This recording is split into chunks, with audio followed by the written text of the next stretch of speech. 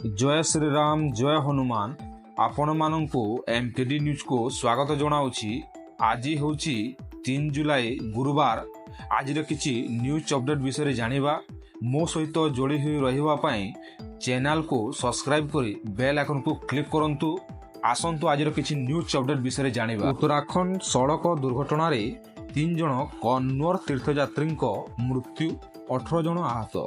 उत्तराखंड रे आज तेहेरी जिल्लार ऋषिकेश गंगोत्री जातीय राजपथर ताचिलारे एक ट्रक दुर्घटनाग्रस्त हेबारु 3 जन कन्नौर तीर्थयात्री मृत्यु घटी एवं अन्य 18 जन आहत होइछन्ति। पुलिस एवं एसडीआरएफ दल ट्रक रु आहत मानकु उद्धार करी नरेंद्रनगर हॉस्पिटल रे भर्ती करिसन्ति। गुरुतर आहतों मध्यरु 3 जनकु एम्स ऋषिकेश को रेफर करा जायछि। समस्त कन्नौर तीर्थयात्री उत्तर प्रदेश बुलंद सहर बासिंदा थिले। मुख्यमंत्री पुष्कर सिंह धामी एही घटना रे गभीर दुख प्रकाश करिसन्ति एवं आहत मानकु सर्वोत्तम संभाव्य चिकित्सा जोगाइबा पई अधिकारी मानकु निर्देश दैछन्ति। हिमाचल प्रदेश रे प्रबल वर्षा भूस्खलन एवं मेघपात घटना रे एपर्यंत 51 जनकर मृत्यु होइछि एवं 21 जन निखोज अछंती। मांडी जिला सर्वाधिक प्रभावित होइथिबा बेले एठारे 5 जनकर मृत्यु और 15 जन निखोज होइछंती। राज्य रे 406 रास्ता और 1515 विद्युत ट्रांसफॉर्मर और 171 जल योजना प्रभावित होइछि। एनडीआरएफ एसडीआरएफ एवं प्रशासन उद्धार काम रे नियोजित अछंती।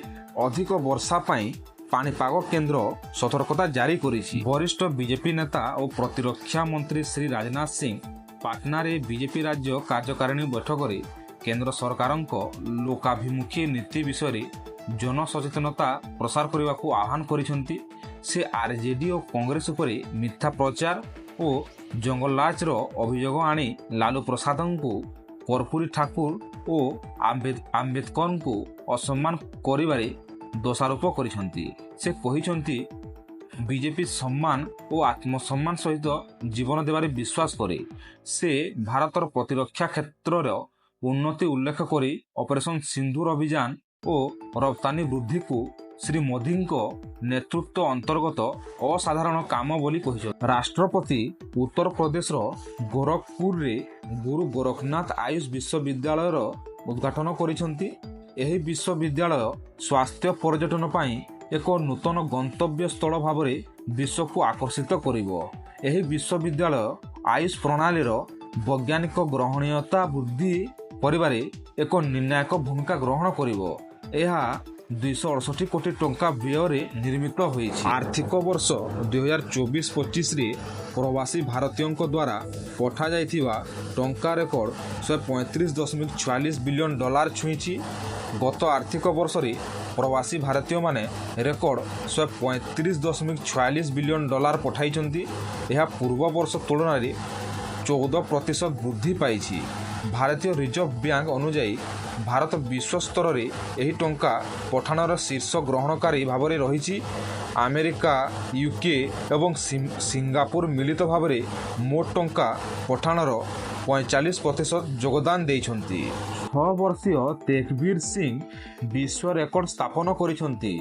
यूरोपर सर्वोच्च शिखर माउंट एलब्रुस आरोहण करिबारे सर्वकनिष्ठ होइछन्ति। भारतर प्रथम काठ गुरुद्वारा श्री नानक निवास खबर रे 2023 मसीह रे भारतर प्रथम काठ गुरुद्वारा श्री नानक निवास पुलिस लाइन भितरे पंजाब रो फाजिल्का रे निर्मित होइथिला।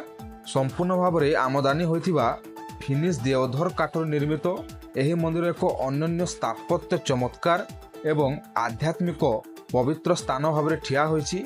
यार वर्धित लोकप्रियता याकु पंजाब रो फाजिल्का जिल्ला रे एक आध्यात्मिक एवं स्थापत्य स्थल करिछि, जहाँ स्थानीय धार्मिक पर्यटन एवं सामुदायिक संपर्क को वृद्धि करुछि। एही गुरुद्वारा फाजिल्कार पूर्वतन वरिष्ठ पुलिस अध्यक्ष भूपिंदर सिंह सिंधु को एक दृष्टिकोण। यह लुधियानार जड़े कारीगर बढ़ई इकबाल सिंह द्वारा निर्मित होइथिला। अमेरिका राष्ट्रपति इस्राएल 60 दिनिया गाजा अस्त्रविरति योजना घोषणा करिसन्ति। अमेरिका राष्ट्रपति डोनाल्ड ट्रम्प कहिसन्ति जे इस्राएल गाजा रे 60 ଦିନିଆ ଅସ୍ତ୍ରବିରତି ପାଇଁ ସର୍ତ୍ତାବଳୀରେ ରାଜି ହୋଇଛି। ପରିସ୍ଥିତି ଖରାପ ହେବା ପୂର୍ବରୁ ସେ ହାମାସକୁ ଏକ ଚୁକ୍ତି ଗ୍ରହଣ କରିବାକୁ ଚେତାବନୀ ଦେଇଥିଲେ। ରାଷ୍ଟ୍ରପତି ଟ୍ରମ୍ପ ଏହି ଘଟଣା ଘୋଷଣା କରିଛନ୍ତି ଯେତେବେଳେ ସେ ଚଳିତ ମାସ 7 ତାରିଖରେ ହ୍ୱାଇଟ୍ ହାଉସ୍ରେ ଇସ୍ରାଏଲି ପ୍ରଧାନମନ୍ତ୍ରୀ ବେଞ୍ଜାମିନ୍ ନେତାନ୍ୟାହୁଙ୍କୁ ଆଲୋଚନା ପାଇଁ ଆତିଥ୍ୟ ଦେବାକୁ ପ୍ରସ୍ତୁତ ହେଉଛନ୍ତି। ଆମେରିକା ନେତା ଗାଜାରେ ଯୁଦ୍ଧର ଅନ୍ତ ଆଣିବା ପାଇଁ ଏକ ଅସ୍ତ୍ରବିରତି ଏବଂ ବନ୍ଧକ ଚୁକ୍ତିନାମା ପାଇଁ ଇସ୍ରାଏଲି ସରକାର ଏବଂ ହାମାସ ଉପରେ ଚାପ ବୃଦ୍ଧି କରୁଛନ୍ତି। ଇସ୍ରାଏଲ ଓ ହାମାସ ମଧ୍ୟରେ ଆଲୋଚନା ଏକ ପ୍ରମୁଖ ବିଷୟ ଉପରେ ବାରମ୍ବାର ବିଫଳ ହୋଇଛି। ଯୁଦ୍ଧ କୌଣସି ଅସ୍ତ୍ରବିରତି ଚୁକ୍ତିନାମାର ଅଂଶ ଭାବରେ ଶେଷ ହେବା ଉଚିତ କି ନାହିଁ। ଗାଜା ପ୍ରାୟ 50 ଜଣ ବନ୍ଧକ ବନ୍ଦୀ ଅଛନ୍ତି। ସେମାନଙ୍କ ମଧ୍ୟରୁ ଅଧାରୁ କମ୍ ଜୀବିତ ଥିବା ବିଶ୍ୱାସ କରାଯାଉଛି। ଆମେରିକାର ଉଟାହରେ ଇସ୍କନ ଶ୍ରୀ ଶ୍ରୀ ରାଧାକୃଷ୍ଣ ମନ୍ଦିରରେ ଗତିଶୀଳ ଗୁଳିକାଣ୍ଡ ଘଟିଛି, ଯାହାଦ୍ୱାରା ମନ୍ଦିର ଓ ଭକ୍ତମାନେ ଲକ୍ଷ୍ୟ ହୋଇଥିଲେ। ଭାରତୀୟ କନସୁଲେଟ୍ ଘଟଣାର ନିନ୍ଦା କରି ଦୋଷୀଙ୍କ ବିରୁଦ୍ଧରେ କାର୍ଯ୍ୟାନୁଷ୍ଠାନ ଦାବି କରିଛନ୍ତି। ଭାରତ ସହଯୋଗରେ ଘାନା ଜଳବାୟୁ ପ୍ରତିରୋଧୀ ଗହମ ପ୍ରୟାସ ଆରମ୍ଭ କରିଛି। ଭାରତୀୟ ସହଯୋଗରେ ଶ୍ରୀଲଙ୍କା ହିନ୍ଦୀ ପାଠ୍ୟକ୍ରମ ଆରମ୍ଭ କରିଛି।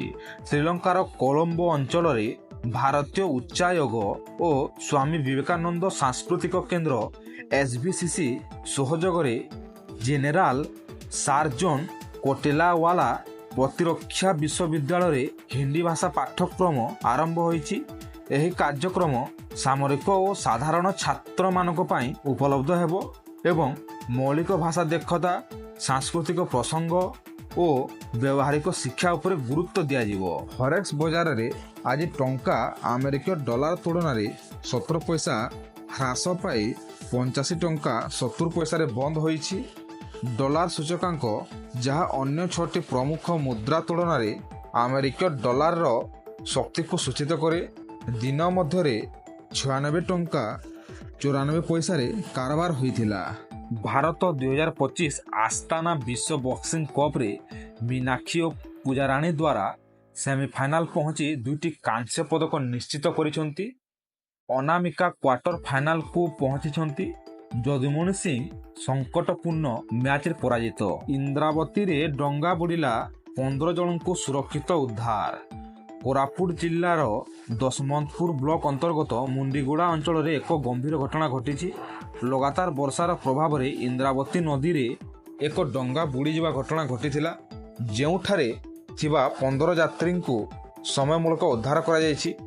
ଗ୍ରାମବାସୀମାନେ ଏହି ଡଙ୍ଗା ମାଧ୍ୟମରେ ନଦୀ ପାର କରୁଥିବା ସମୟରେ ଏହି ଦୁର୍ଘଟଣା ଘଟିଥିଲା। ଏହି ବର୍ଷାର ପ୍ରଭାବ ଅନ୍ୟ ଅଞ୍ଚଳରେ ମଧ୍ୟ ପ୍ରଭାବ ପକାଇଛି, ଯେଉଁଠାରେ ଦଶମନ୍ତପୁର ବ୍ଲକ ସଦର ନିକଟ ଥିବା ଯବାନ ନଦୀର ଏକ ଅସ୍ଥାୟୀ ପୋଲ ଧୋଇ ହୋଇଯାଇଛି। ଚିଟ୍ଫଣ୍ଡ ପୀଡ଼ିତଙ୍କ ପାଇଁ ଆଶା ଜାଗିଲା, ଖୁବ୍ ଶୀଘ୍ର ଅର୍ଥ ଫେରସ୍ତ ମିଳିବ। ଓଡ଼ିଶାରେ ଚିଟ୍ଫଣ୍ଡ କ୍ଷତିଗ୍ରସ୍ତ କ୍ଷୁଦ୍ର ଜମାକାରୀଙ୍କୁ ଅର୍ଥ ଫେରସ୍ତ ପ୍ରକ୍ରିୟାକୁ ନୂତନ ଗତି ମିଳିଛି। ରାଜ୍ୟ ସରକାର ଏପର୍ଯ୍ୟନ୍ତ 1,26,000 ଜମାକାରୀଙ୍କୁ 47 କୋଟି ଟଙ୍କା ଫେରସ୍ତ କରିଛନ୍ତି। ଏବେ ଆଉ 5 ଲକ୍ଷ ଲୋକଙ୍କୁ ଖୁବ୍ ଶୀଘ୍ର ଅର୍ଥ ମିଳିବାକୁ ଯୋଜନା ଆରମ୍ଭ ହୋଇଛି। ମୁଖ୍ୟମନ୍ତ୍ରୀ ଶ୍ରୀ ମୋହନ ଚରଣ ମାଝୀ ନିଜେ ଏଥିପାଇଁ ନିର୍ଦ୍ଦେଶ ଦେଇଛନ୍ତି। 2014ରୁ 2024 ମଧ୍ୟରେ 2,79,109 ଜଣଙ୍କୁ ଟଙ୍କା ଫେରସ୍ତ କରାଯାଇଥିଲା।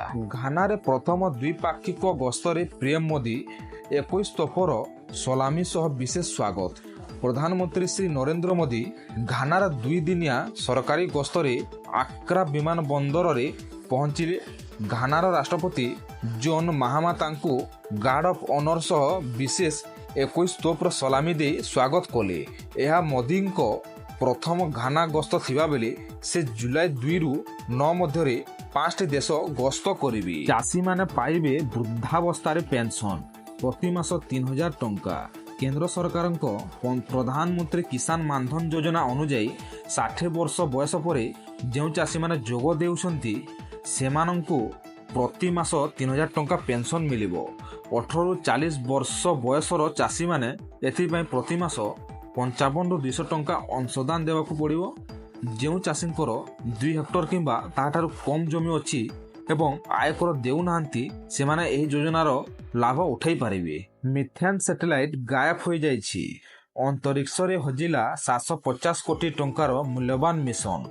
ଆମେରିକା ଓ ନ୍ୟୁଜିଲାଣ୍ଡ ମିଶନ ମିଥେନସେଟ୍, ଯାହା ଜେଫ୍ ବେଜୋସଙ୍କ ସହଯୋଗରେ ତିଆରି ହୋଇଥିଲା, ଅନ୍ତରୀକ୍ଷରେ ଗାୟବ ହୋଇଯାଇଛି। ଏହି 750 କୋଟି ଟଙ୍କାର ସ୍ୟାଟେଲାଇଟ୍ ତୈଳ ଓ ଗ୍ୟାସ୍ ଶିଳ୍ପରୁ ମିଥେନ୍ ଗ୍ୟାସ୍ ତଥ୍ୟ ଏବଂ ଗ୍ରୀନ୍ ଇମେଜ୍ ସଂଗ୍ରହ କରୁଥିଲା। ଗତ ବର୍ଷ ମାର୍ଚ୍ଚରେ ଉତ୍କ୍ଷେପଣ ପରେ ଏହା ନିଜ ପଥରୁ ବିଚ୍ୟୁତ ହୋଇ ନରୱେର ସ୍ୱାଲବାର୍ଡ ଉପରେ ଶେଷ ଥର ଚିହ୍ନଟ ହୋଇଥିଲା। ସିବିଲ୍ ସ୍କୋର 800 ଉପରେ ଥିଲେ ମିଳିବ ସବୁଠୁ ଶସ୍ତା ଗୃହ ଋଣ। ଏହି 5ଟି ବ୍ୟାଙ୍କରୁ ଯଦି ଆପଣଙ୍କ ସିବିଲ୍ ସ୍କୋର 800 କିମ୍ବା ତାଠାରୁ ବେଶୀ ଅଛି, ତେବେ ଆପଣ 5ଟି ସରକାରୀ ବ୍ୟାଙ୍କରୁ ସବୁଠୁ ଶସ୍ତା ଗୃହ ଋଣ ପାଇପାରିବେ। Central bank of India, union bank O bank of Maharashtra 7.35% ହାରରେ ଋଣ ଦେଉଛନ୍ତି।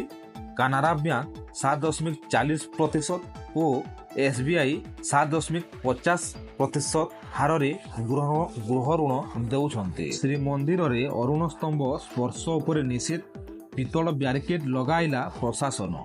ପୁରୀ ଶ୍ରୀମନ୍ଦିର ସିଂହଦ୍ୱାର ସମ୍ମୁଖରେ ଥିବା ପବିତ୍ର ଅରୁଣ ସ୍ତମ୍ଭକୁ ଭକ୍ତମାନେ ଏବେ ଛୁଇଁ ପାରିବେ ନାହିଁ। ଶ୍ରୀମନ୍ଦିର ପ୍ରଶାସନ ଦ୍ୱାରା ଏହାର ସୁରକ୍ଷା ଓ ସ୍ଥାୟିତ୍ୱ ପାଇଁ 4 ଫୁଟ ଉଚ୍ଚର ପିତ୍ତଳ ବ୍ୟାରିକେଡ୍ ଲଗାଯାଇଛି। ଏହି ବ୍ୟବସ୍ଥା ନେଇ ଭକ୍ତଙ୍କ ମଧ୍ୟରେ ଅସନ୍ତୋଷ ଦେଖାଦେଇଛି, କାରଣ ଏହି ନିଷ୍ପତ୍ତି ପୂର୍ବରୁ ସେବାୟତଙ୍କ ସହ କୌଣସି ଆଲୋଚନା ହୋଇନଥିବା ଜଣାପଡ଼ିଛି। ପହଲଗାମ ନରସଂହାର ପ୍ରତି କ୍ୱାଡ୍ ଦେଶର ତୀବ୍ର କ୍ଷୋଭ, ଦୋଷୀଙ୍କୁ ଶୀଘ୍ର କାଠଗଡ଼ାକୁ ଆଣିବା ଦାବି। ଜମ୍ମୁ କାଶ୍ମୀରର ପହଲଗାମରେ ଘଟିଥିବା ଆତଙ୍କବାଦୀ ଆକ୍ରମଣ ଉପରେ କ୍ୱାଡ୍ ଦେଶ ଭାରତ, ଅଷ୍ଟ୍ରେଲିଆ, ଜାପାନ ଓ ଆମେରିକା କଡ଼ା ନିନ୍ଦା କରିଛନ୍ତି। ବୈଦେଶିକ ମନ୍ତ୍ରୀମାନଙ୍କ ବୈଠକ ପରେ ଜାରି ହୋଇଥିବା ମିଳିତ ବିବୃତ୍ତିରେ ଏହି ଆକ୍ରମଣକୁ ନିକୃଷ୍ଟ ଆତଙ୍କ ଅଭିଯାନ ବୋଲି କୁହାଯାଇଛି ଓ ଦାବି କରାଯାଇଛି ଯେ ଦୋଷୀ ଏବଂ ସହଯୋଗୀମାନେ ବିନା ବିଳମ୍ବରେ ନ୍ୟାୟର ସାମ୍ନା କରନ୍ତୁ। ଏହି ଆକ୍ରମଣରେ 26 ଜଣ ନିହତ ହୋଇଥିଲେ। ଭାରତ ପକ୍ଷରୁ ତୁରନ୍ତ ଅପରେସନ ସିନ୍ଦୁର ଆରମ୍ଭ କରାଯାଇଥିଲା।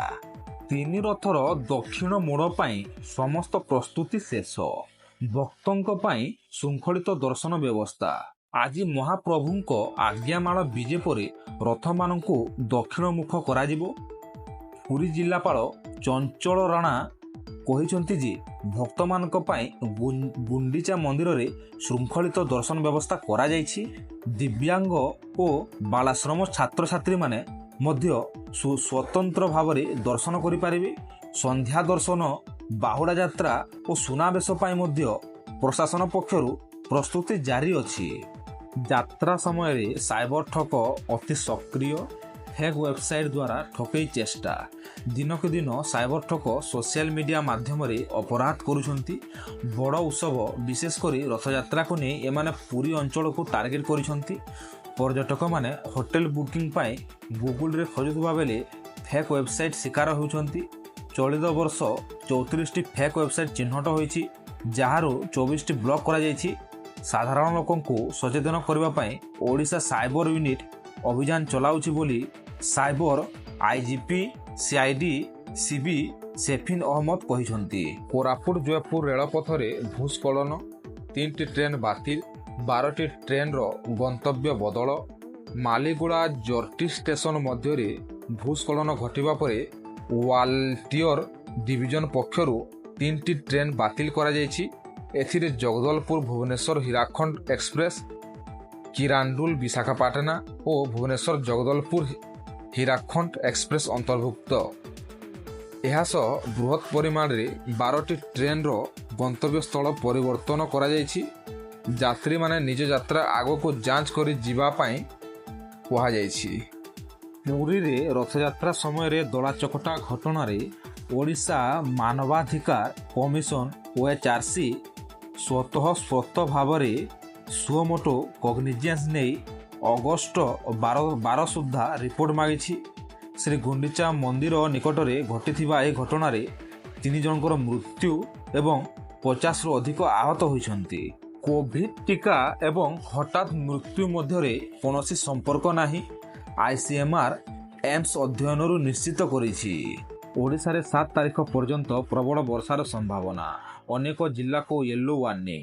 ଆଞ୍ଚଳିକ ପାଣିପାଗ କେନ୍ଦ୍ର ଅନୁସାରେ ଦକ୍ଷିଣ ଝାଡ଼ଖଣ୍ଡ ଓ ସଂଲଗ୍ନ ଅଞ୍ଚଳରେ ଘୂର୍ଣ୍ଣିବଳୟ ଓ ଟ୍ରଫର ପ୍ରଭାବରେ ଓଡ଼ିଶାରେ 7 ତାରିଖ ପର୍ଯ୍ୟନ୍ତ ପ୍ରବଳରୁ ଅତି ପ୍ରବଳ ବର୍ଷା ହେବ।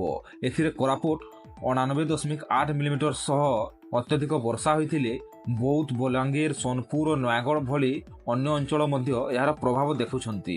3 ଓ 4 ତାରିଖ ପାଇଁ ସୋନପୁର, ବରଗଡ଼, ବଲାଙ୍ଗୀର, ବୌଦ୍ଧ ଓ ନୂଆପଡ଼ା ଜିଲ୍ଲାରେ ଘଣ୍ଟା ପ୍ରତି 30ରୁ 40 କିମି ବେଗରେ ପବନ, ମେଘ ଗର୍ଜା ଓ ବିଜୁଳି ଘଡ଼ଘଡ଼ି ସହ ବର୍ଷା ପାଇଁ ୟେଲୋ ୱାର୍ଣ୍ଣିଂ ଘୋଷଣା ହୋଇଛି। ପାଣିପାଗ ପରିସ୍ଥିତି ଦେଖି ସତର୍କ ରହିବାକୁ ଓ ପ୍ରଶାସନ ନିର୍ଦ୍ଦେଶାନୁସାରେ ଚଳିବାକୁ ଅନୁରୋଧ କରାଯାଇଛି। ଷ୍ଟାଫ୍ ସିଲେକ୍ସନ୍ କମିଶନ SSC 2025 ପାଇଁ 1340 ଜୁନିୟର ଇଞ୍ଜିନିୟର ପଦବୀ ପାଇଁ ବିଜ୍ଞପ୍ତି ପ୍ରକାଶ କରିଛି, ଯେଉଁଥିରେ 30 ଜୁନରୁ 21 ଜୁଲାଇ ପର୍ଯ୍ୟନ୍ତ ଆବେଦନ ଖୋଲା ରହିବ। ଆଜିର ନ୍ୟୁଜ୍ ଅପଡେଟ୍ଟି ଆପଣଙ୍କୁ ଇନଫର୍ମେଟିଭ୍ ଲାଗିଥିଲେ ଚ୍ୟାନେଲକୁ ସବସ୍କ୍ରାଇବ୍ କରି ଲାଇକ୍, ସେୟାର ଆଣ୍ଡ କମେଣ୍ଟ କରନ୍ତୁ। ଜୟ ଶ୍ରୀରାମ, ଜୟ ହନୁମାନ।